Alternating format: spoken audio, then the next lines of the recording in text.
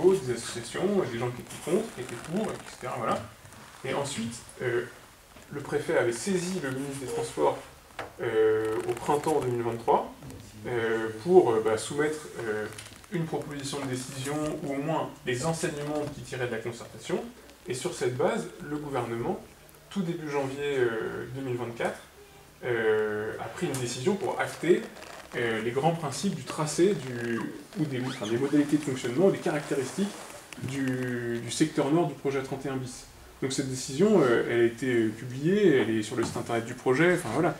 Mais ça n'est pas un acte juridique, c'est une annonce du gouvernement de l'époque, du ministre de l'époque, et ce qu'un ministre, un gouvernement a fait, un autre peut revenir dessus, tant que l'utilité publique n'a pas été alors, déclarée. Je sais pas, j'ai oublié votre nom, mais c'est une décision du gouvernement, c'est un acte juridique. Alors moi je ne suis pas juriste, mais donc c'est un acte attaquable. Il n'y a pas eu un décret, un arrêté, etc. Si, une décision ministérielle, c'est un statut circulaire. C'est une... On prend le prix du mètre carré moyen dans un rayon de 2 km, que votre bâtiment soit tout neuf, qu'il soit vétuste. Ouais. C'est pas ce qu'on nous a dit.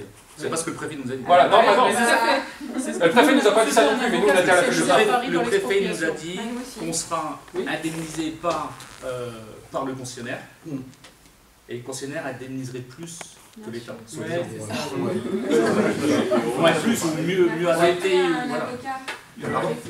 Oui, parce que nous, on a eu aussi des propos tenus par le café, mais quand on a consulté des avocats spécialistes de la chose, ils ont complètement démenti ce que le préfet avait dit. Donc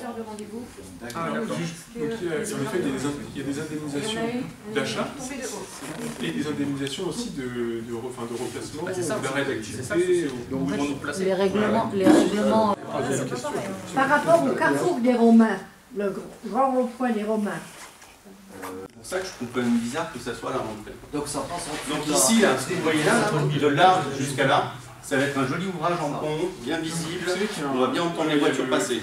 C'est en encaissé, c'est pas en tunnel. Donc tout ça, c'est encaissé, c'est à l'extérieur, c'est bien visible. Je pense que c'est relativement clair. Donc en fait, il y a un ruisseau ici.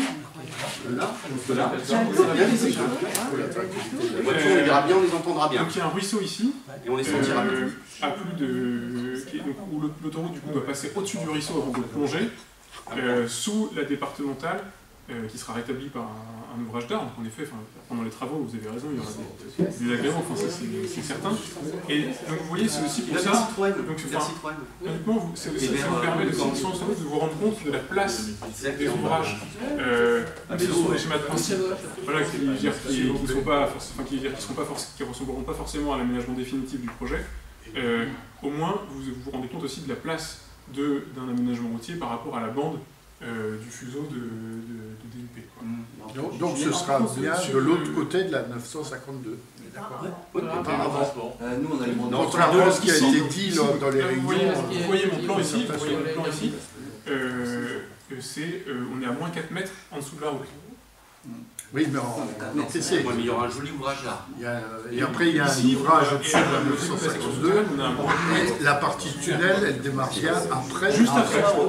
Mais pendant la concertation publique, le gouvernement proposait, le tunnel commençait au milieu des maisons. Donc on a allongé le tunnel à la demande aussi du public, des élus, etc. Et c'est d'ailleurs, c'était une décision.